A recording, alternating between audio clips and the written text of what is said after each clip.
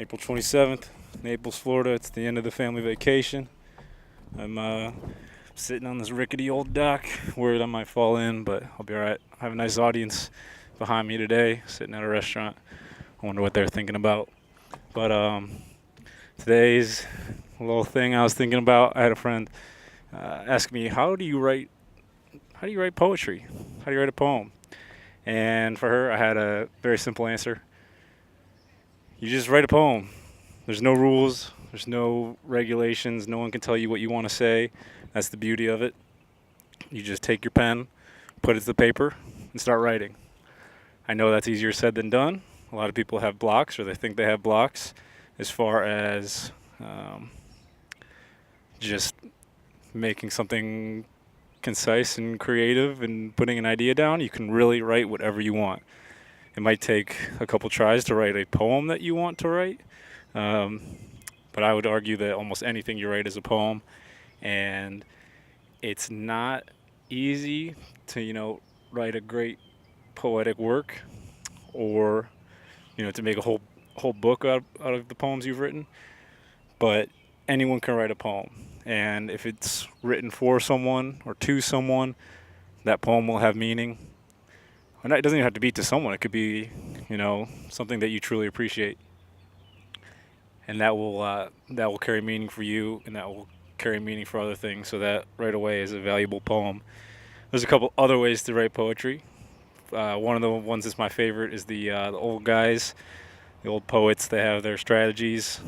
The guy who I think about all the time is Rumi. Rumi's an ancient, I believe he's Persian poet, but I don't know if he talks about this in his work or if it was talked about anywhere, but I feel like that dude just gets drunk on wine and then lets his pen do the work.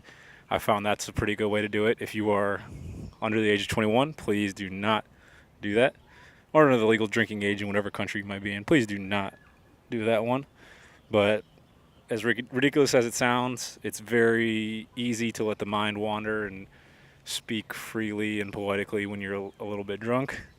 I know that it works for me. I don't like to do that because the next day I wake up and I don't feel so good.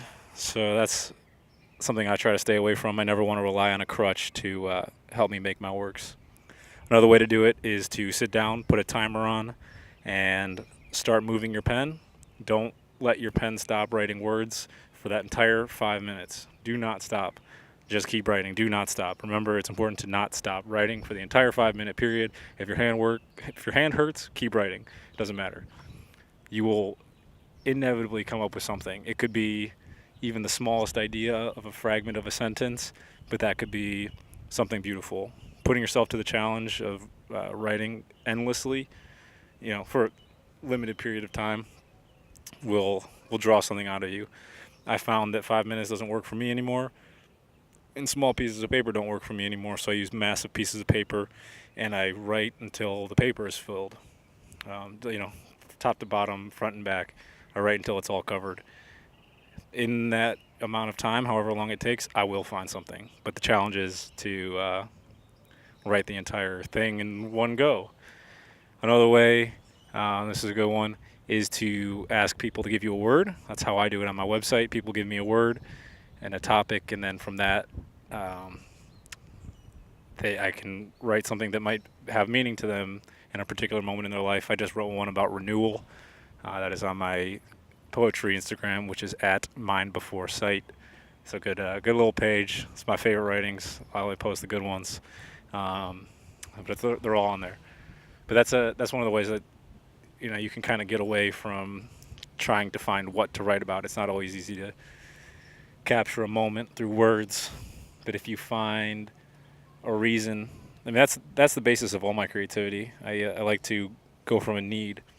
I like there to be a reason why I'm creating something, so that it's me plus something else to equal something else, rather than me plus myself to equal my selfishness.